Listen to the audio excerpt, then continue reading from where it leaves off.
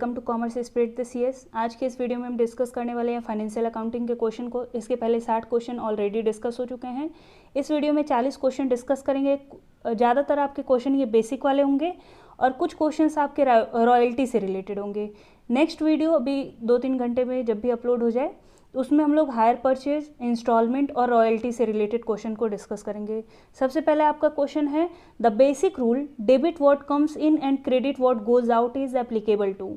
जो आता है उसे डेबिट करिए, जो जाता है उसे क्रेडिट करिए। किससे संबंधित है? तो ये संबंधित है आपका रियल अकाउंट से, वास्तविक खाते से। क्वेश्चन नंबर 2 है आपका the claim of outsiders against the asset of the business is called. व्यवसाय की संपत्तियों के विरुद्ध बाहरी लोगों के दावों को क्या कहते हैं? उसे हम लोग कहते हैं लायबिलिटी। जब आप किसी से उधार लेते हैं तो उसको दायित्व बोलते हैं। और उन बाहरी पक्षकारों का कंपनी की संपत्तियों के विरुद्ध अधिकार होता है। क्वेश्चन नंबर 3 है आपका nominal account are related to. नाममात्र खाता किससे संबंधित होता है? तो वो आपका एक्सपेंसेस, लॉसेज, इनकम, खर्च हो गया, हानि हो गई या फिर आय हो गया, इन सब से संबंधित होता है। क्वेश्चन नंबर 4 है आपका the basic rule of book keeping debit the receiver credit the giver. बही खाता की जो पद्धति है उसमें प्राप्तकर्ता को डेबिट करें और क्रेडिट करिए देता को, तो उसको हम लोग क्या कहते हैं? कौन से अकाउंट पे अप्लीकेबल है? तो ये रूल है आपका पर्सनल अकाउंट का, debit the receiver credit the giver. ये होता है पर्सनल अकाउंट का नेचर का। यहाँ पर है आपका एक rule debit all expenses and losses credit all gain and income is applicable to. सभी खर्चों और हानियों को आप डेबिट करिए और जितने भी लाभ और आय है उसे क्रेडिट करिए। ये नियम किस पे लागू होता है? तो ये लागू होता है आपका नॉमिनल अकाउंट में। नॉमिनल अकाउंट का एक और नेचर होता है कि इसका कोई लास्ट में बैलेंस नहीं बचता है। जो भी बैलेंस बचता है पीएनएल अकाउंट में ट्रांसफर हो जाता है। नेक्स्ट है क्वेश्चन नंबर 6 आपका personal account are related to. व्यक्तिगत खाता किससे संबंधित है? एसेट और लायबिलिटी ये किससे संबंधित है? रियल अकाउंट से। एक्सपेंसेस एंड लॉसेस ये किससे संबंधित है? नॉमिनल अकाउंट से। कस्टमर हो गया और क्रेडिटर ये किससे संबंधित है? पर्सनल अकाउंट में, क्योंकि कस्टमर हो गया, लेनदार हो गया, देनदार हो गया, ये कोई ना कोई पर्सन होता है जिसका नाम बुक में मेंशन होता है, ये इसलिए व्यक्तिगत खाता होता है। क्वेश्चन नंबर 7 है आपका real accounts are related to. वास्तविक खाता किससे संबंधित होता है? तो ये किससे संबंधित होता है? संपत्तियों से। नेक्स्ट है question number 8 when an account represent certain person और person then it is called. जब कोई खाता किसी निश्चित व्यक्ति या व्यक्तियों का प्रतिनिधित्व करता है तो उसे हम लोग क्या कहते हैं? उसे हम लोग कहते हैं रिप्रेजेंटेटिव पर्सनल अकाउंट। जब प्रतिनिधित्व कर रहा है तो उसको हम लोग रिप्रेजेंटेटिव कहते हैं। अब प्रतिनिधित्व मतलब क्या है कि जैसे सैलरी है, सैलरी आउटस्टैंडिंग है तो उसको हम लोग बोलते हैं रिप्रेजेंटेटिव अकाउंट। सैलरी को रिप्रेजेंट कर रहा है किसी पर्सन से रिलेटेड। क्वेश्चन नंबर 9 है आपका अकाउंट रिलेटिंग टू पर्सन और अ फर्म इज कॉल्ड। व्यक्ति या फर्मों से संबंधित खाता को क्या कहते हैं? पर्सनल अकाउंट बोलते हैं। बहुत ज़्यादा डिटेल इसलिए नहीं बता रही हूँ क्योंकि ये क्वेश्चंस आपके कहीं ना कहीं रिपीट हो रहे होंगे और आपको ये बेसिक इन्फॉर्मेशन होनी चाहिए। नेक्स्ट है question number 10 accounts which keep the record of properties owned by trader are called. वे खाते जो एक व्यापारी के स्वामित्व वाली संपत्तियों का रिकॉर्ड रखते हैं उन्हें क्या कहते हैं? Real account. जितना भी आपका संपत्ति से संबंधित है वो सब का सब वास्तविक खाते में जाएगा। किसी व्यक्ति से संबंधित है तो पर्सनल अकाउंट में जाएगा और कोई भी ऐसा खर्चा आता है, कोई भी ऐसी आय आती है तो वो सारी के सारे नॉमिनल अकाउंट में जाएंगे, नाममात्र खाते में। क्वेश्चन नंबर 11 है a debit represent an increase in. Debit में अगर वृद्धि हो रही है तो वो किधर जाएगा? तो डेबिट व्हाट कम्स इन, ये किसका रूल है? एसेट, रियल अकाउंट का रूल है जहां पर एसेट अगर आते हैं तो आपका डेबिट साइड बढ़ता है। वहीं पर अगर क्वेश्चन में रहता क्रेडिट बढ़ रहा है तो वो किससे रिलेटेड रहता? लायबिलिटी से, क्योंकि आपको पता होगा कि दायित्व का हमेशा बैलेंस क्या आता है? क्रेडिट साइड का आता है और एसेट का हमेशा बैलेंस डेबिट साइड का आता है। क्वेश्चन नंबर 12 है आपका the account which have their existence even after the closure of account. जब ईयर खत्म हो जाता है उसके बाद भी खाते जिनका अस्तित्व रहता है वर्ष की समाप्ति में भी, तो उसको हम लोग कहते हैं रियल अकाउंट, क्योंकि बैलेंस शीट में लायबिलिटीज और एसेट को ही दिखाया जाता है। क्वेश्चन नंबर 13 है आपका if an account shows a debit balance it represents. यदि कोई खाता डेबिट बैलेंस दिखाता है तो ये क्या दर्शा रहा है? तो यहाँ पर इस ऑप्शन के अकॉर्डिंग वो एक्सपेंस होगा। अब यह आप कैसे याद कर सकते हैं, जैसे जितने भी खाता होते हैं उनको 5 पार्ट में डिवाइड किया गया है। पहले क्या है कि जो अकाउंट्स हैं उनके टाइप 3 हैं, पर्सनल, रियल और नॉमिनल। लेकिन अगर बैलेंस शीट की बात करें तो उस हिसाब से आप खातों को 5 भाग में विभाजित कर सकते हैं। आय का हो गया, व्यय का है, दायित्व है, पूंजी है और एक होता है आपका एसेट। अब आप याद कैसे करेंगे, जब भी एसेट बढ़ेगा तो डेबिट साइड हमेशा इंक्रीज होगा, एसेट घटा तो वो आपके क्रेडिट साइड में जाएगा। ये याद हो गया। फिर उसके बाद ये आप याद कर लीजिए एक्सपेंसेस के साथ भी। अगर जैसे आप याद करने का तरीका सबका अलग अलग होता है, जिस तरीके से भी आपको याद हो। खर्चा करेंगे तभी तो एसेट को खरीदेंगे, तो अगर खर्चा कर रहे हैं तो इसको भी किधर लिख देंगे, डेबिट साइड में। अगर आपको आय आ रही है, जब आय आएगी तो क्या हो जाएगा, वो क्रेडिट साइड में चला जाएगा। और ऐसे ही आपके क्वेश्चन दे सकता है कि अगर डेबिट साइड में है, जैसे क्वेश्चन में दिया है कि अगर अकाउंट के डेबिट बैलेंस है तो वो किस प्रकार का खाता होगा, तो वो एक्सपेंसेस है। वहीं पर बोलता कि क्रेडिट साइड का है तो वो क्या होता, इनकम होता। अगर क्रेडिट साइड में बढ़ रहा है तो वो क्या कहलाएगा, आपका लायबिलिटी कहलाएगा। कैपिटल के साथ भी यही है कि अगर क्रेडिट साइड में बढ़ रहा है तो वो आपका कैपिटल साइड में जाएगा। तो ये पांचों आप याद कर लेंगे। अगर वो पांचों याद आपको रहेगा तो बाकी सारे क्वेश्चन को आप आसानी से कर सकते हैं। अगर कोई अकाउंट डेबिट बैलेंस को शो कर रहा है, डेबिट इंक्रीज हो रहा है, तो या फिर तो वो एसेट होगा, कोई संपत्ति होगी, नहीं तो कोई ना कोई व्यय होगा आपका। क्वेश्चन नंबर 14 है आपका, अ क्रेडिट रिप्रेजेंटेड बाय, एक क्रेडिट को किसके द्वारा दर्शाया जाता है। इक्विटी में डिक्रीज हुआ है आपका, लायबिलिटी डिक्रीज हुआ है, या ओनर का कैपिटल डिक्रीज हुआ है। अगर ए, बी और डी ऑप्शन को आप देखें तो हर जगह दायित्व में कमी आई है। दायित्व जब बढ़ता है तो वो क्रेडिट साइड में जाता है। यहाँ पर क्रेडिट के बारे में ही पूछा है। अब आंसर क्यों हम लोग का अब सी लग रहा है ये समझ लीजिए आप, क्योंकि क्वेश्चन जरूरी नहीं कि सेम हो, बस क्वेश्चन का पैटर्न थोड़ा सा चेंज करके आंसर आपका सेम हो सकता है। तो यहाँ पर क्रेडिट, अगर हमारी लायबिलिटी बढ़ रही होगी तब तो क्रेडिट साइड में जाएगा, लेकिन यहाँ पर अगर हम देखें तो हर जगह लायबिलिटी हमारी डिक्रीज हो रही है। और उसके साथ साथ बोला है कि संपत्तियाँ भी कम हो रही हैं, और संपत्तियाँ जब बढ़ती हैं तब किधर जाता है, डेबिट साइड में जाता है। तो संपत्तियाँ कम होंगी तो किधर जाएगा, क्रेडिट साइड में जाएगा। तो इसलिए इसका आंसर क्या हो जाएगा, option number C. Question number 15 है, डिस्काउंट अगर आपको प्राप्त हुआ है तो किस तरीके का क्या है वो, तो वो आपके लिए रेवेन्यू है। अगर आपने डिस्काउंट दिया होगा तो वो खर्चा हो जाएगा। क्वेश्चन नंबर 16 है आपका, the entry system in which cash account and personal account are maintained is called, वह प्रवेश प्रणाली जिसमें नगद खाता और व्यक्तिगत खाते बनाए जाते हैं तो उसको हम लोग क्या कहते हैं, सिंगल एंट्री सिस्टम, क्योंकि उसमें सिर्फ एक पर फोकस किया जा रहा है। पर्सनल अकाउंट में क्या इंक्रीमेंट डिक्रीमेंट है और उसके साथ आपका कैश अकाउंट में। क्वेश्चन नंबर 17 है, the concept of recording dual aspect concept of business transaction is called, व्यापार लेन देन के दोहरे पहलू अवधारणा को रिकॉर्ड करने की अवधारणा को क्या कहते हैं, तो उसको हम लोग कहते हैं डबल एंट्री सिस्टम। जहां पर दोहरे पहलू की बात आएगी, डेबिट और क्रेडिट, वो हमेशा डबल एंट्री सिस्टम से रिलेटेड होगा। क्वेश्चन नंबर 18 है आपका, विच normally has a credit balance, निम्नलिखित में से किसका क्रेडिट बैलेंस होगा। बिल्डिंग एक तरीके का एसेट है। परचेज, अगर आप खरीदते हैं तो डेबिट व्हाट कम्स इन होता है। रियल अकाउंट, ये भी आपका डेबिट बैलेंस ही होता है, लेकिन अगर सेल्स की बात करें तो सेल्स का हमेशा क्रेडिट बैलेंस होता है, क्योंकि परचेज का क्या होता है, डेबिट बैलेंस होता है। ये प्रीवियस वीडियो में मैंने डिस्कस किया था। नेक्स्ट है, how many categories of accounts are, खाते कितने प्रकार के होते हैं, तो ये 3 प्रकार के होते हैं, पर्सनल व्यक्तिगत, रियल वास्तविक, और तीसरा होता है आपका नाम मात्र नॉमिनल। क्वेश्चन नंबर 20 है आपका, real and nominal accounts are maintained under, वास्तविक और नाम मात्र खातों का रख रखाव किसके तहत किया जाता है।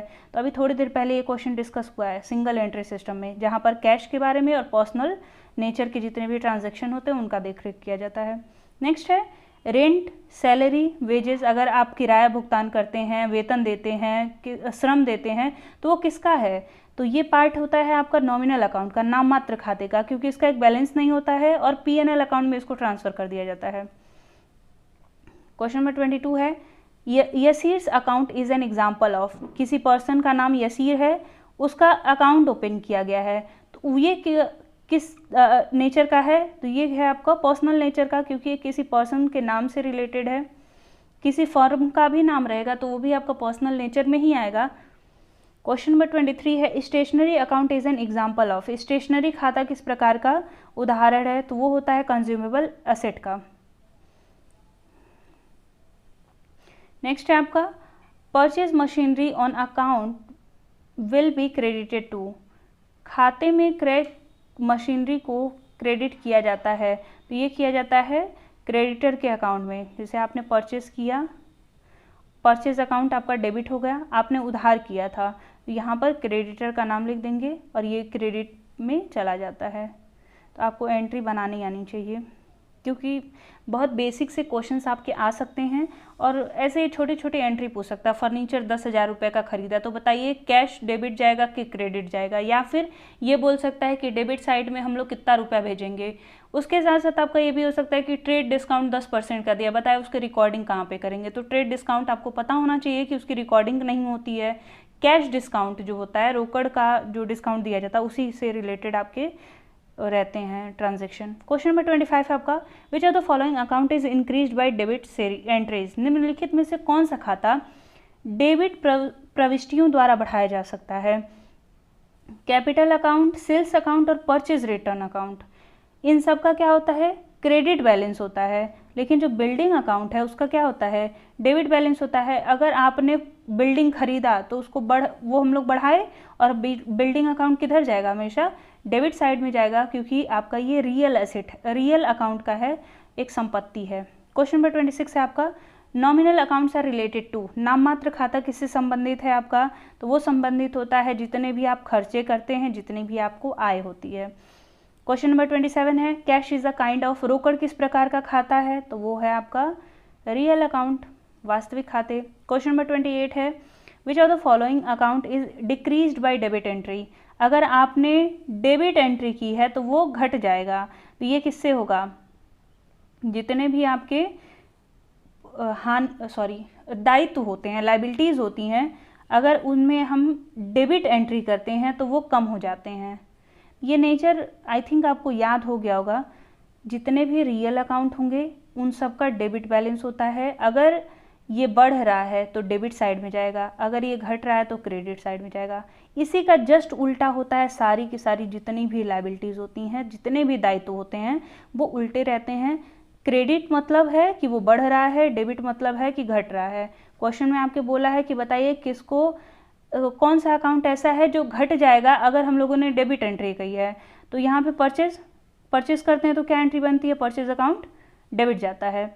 बिल्डिंग एक तरीके का आपका एसेट है, और एसेट को जब खरीदते हैं तो क्या होता है आपका? वो डेबिट जाता है। सेल्स जब हम लोग करते हैं तो ये क्रेडिट साइड में रहता है, लेकिन अगर वही सेल्स वापस हो गया है तो वो किधर जाएगा? डेबिट साइड में चला जाएगा। तो इस तरीके से आप माइंड लगा करके अपना क्वेश्चन सॉल्व कर सकते हैं। इसका ऑप्शन होगा ए। क्वेश्चन नंबर 29 है आपका capital account is related to. पूंजी खाता किससे संबंधित है? नॉमिनल से है, रियल से है, पर्सनल से है, या नन ऑफ दिस है? तो ये होगा आपका पर्सनल अकाउंट से। व्यक्तिगत खाता होता है क्योंकि ये पर्सन से रिलेटेड होता है। नेक्स्ट है व्हाट इज रॉयल्टी। यहाँ से 10 क्वेश्चन आपके रॉयल्टी से रिलेटेड होंगे। नेक्स्ट वीडियो में और क्वेश्चंस को इंक्लूड किया जाएगा। रॉयल्टी क्या है? तो जब आप किसी के संपत्तियों का प्रयोग करते हैं उसके लिए कुछ भुगतान दिया जाता है, उसको हम लोग बोलते हैं रॉयल्टी। जैसे किसी का खेत है, वहाँ से मिट्टी निकालने के लिए आपने उसको लीज पर ले लिया है, तो जो अब आप उस जो खेत का मालिक है, जो किसान है, उसको आप कुछ पैसे देंगे, उसको हम लोग बोलते हैं रॉयल्टी। तो किसी भी संपत्ति के उपयोग करने के लिए जो भुगतान दिया जाता है उसको हम लोग क्या बोलते हैं? रॉयल्टी। नेक्स्ट है mining royalty is based on. जो खनन की रॉयल्टी होती है वो किस पे बेस्ड होती है? तो जितना उत्पादन होगा, उत्पादन मतलब क्या है कि वहाँ से निकाला जाएगा उतना रॉ मटेरियल, उसको रॉयल्टी के आधार पर दिया जाता है। नेक्स्ट है copyright royalty is based on. Copyright किस पे लगता है? जैसे अब किताब कोई छपवाई गई है तो जितना किताब बिकेगा उसके हिसाब से रॉयल्टी दी जाती है, तो इसका आंसर होगा विक्रय। माइनिंग से रिलेटेड है तो जितना उत्पादन होगा उसके हिसाब से रॉयल्टी दी जाती है। अगर कॉपीराइट है, ट्रेडमार्क है, पेटेंट है, तो इन सब की रॉयल्टी दी जाती है जितना विक्रय होगा उसके आधार पर। क्वेश्चन नंबर 33 है आपका लेजर इज। पट्टादाता कौन होता है? ओनर होता है या उपयोगकर्ता होता है? तो ये क्या कर रहा है? लीज पर दे रहा है, तो वो उसका मालिक होगा, ओनर हो जाएगा। वहीं पर अगर लेजी की बात करें, पट्टेदार किसको बोलेंगे? जो उसका प्रयोग करता है। लेज़र की बात करते हैं तो वो होता है उसका मालिक, ओनर, और वहीं पर जब लेज़ी की बात आती है तो वो होता है उसका उपयोगकर्ता, यूज़र। क्वेश्चन नंबर 35 है आपका, व्हाट इज़ मिनिमम रेंट? न्यूनतम किराए से क्या आशय होता है? तो मिनिमम रेंट का डेफिनेशन एकदम सिंपल सा है कि आपने किसी की संपत्ति का प्रयोग करने के लिए कुछ वादा किया हुआ है कि हम उस संपत्ति का प्रयोग करेंगे, कॉन्ट्रैक्ट किया हुआ है, तो उसके बदले में जो लेज़र रहेगा, जो अपनी संपत्ति अपनी दे रहा है आपको, वो कहता है कि कम से कम हमको 1 लाख रुपए चाहिए। तो ये जो कम से कम फिक्स किया गया है उसको हम लोग बोलते हैं न्यूनतम राशि। तो ये होगा आपका payment for use of land which is fixed, भूमि के उपयोग के लिए भुगतान जो कि स्थिर है, हमेशा वो फिक्स रहेगा। रॉयल्टी चेंज होता रहता है आपका। यहाँ पर पूछा है फिर मिनिमम रेंट को और क्या कहते हैं, तो उसको डेड रेंट, रॉक रेंट और fixed rent, all of the above होगा। मृत किराया, रॉक रेंट और स्थिर किराया तीनों के नाम से जानते हैं। नेक्स्ट है शॉर्ट वर्किंग। शॉर्ट वर्किंग का फॉर्मूला क्या होता है? तो शॉर्ट वर्किंग मतलब होता है कि मिनिमम रेंट आपको कितना रुपया देना है माइनस रॉयल्टी।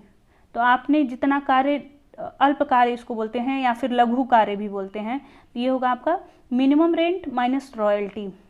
इससे रिलेटेड क्वेश्चन भी आपका हो सकता है, जैसे बोल दिया कि शॉर्ट वर्किंग आपकी 20,000 रुपये की है,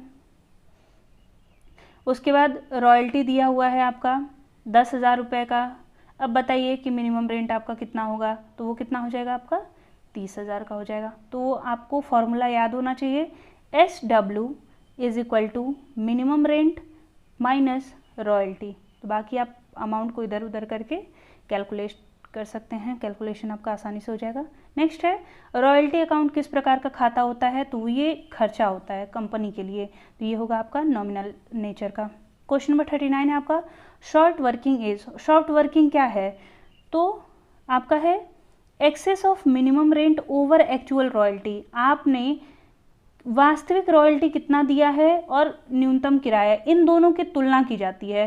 तो अगर न्यूनतम किराया ज़्यादा है और रॉयल्टी कम है तो उसको हम लोग बोलते हैं शॉर्ट वर्किंग, की आपने कार्य कम किया है जिसकी वजह से आपको ज़्यादा देना पड़ रहा है, तो शॉर्ट वर्किंग होता है। लघु कार्य हिंदी में बोलते हैं। क्वेश्चन नंबर आपका 40 है, सरप्लसिस आधिक्य कब होगा? तो अभी मिनिमम रेंट क्या होता है, शॉर्ट वर्किंग क्या होता है कि आपको ज़्यादा देना पड़ रहा है और आपने कार्य कम किया है, इसी का जस्ट अपोजिट कर दिया जाए तो क्या हो जाएगा आपका आधिक्य हो जाएगा। तो सरप्लस इज इक्वल टू क्या हो जाएगा, मिनिमम रेंट जहाँ पर कम है और रॉयल्टी ज़्यादा है, तो excess of actual royalty over minimum rent, option number B. I hope आपको क्वेश्चन समझ में आया हो। किसी क्वेश्चन में डाउट होगा तो फिर से पूछ लीजिएगा, मैं उसको फिर से एक्सप्लेन कर दूंगी। बाकी मिलते हैं नेक्स्ट वीडियो में, जहाँ पर कुछ और क्वेश्चंस को डिस्कस करेंगे हम लोग, इंस्टॉलमेंट से रिलेटेड, आपका रॉयल्टी से रिलेटेड और HR से रिलेटेड।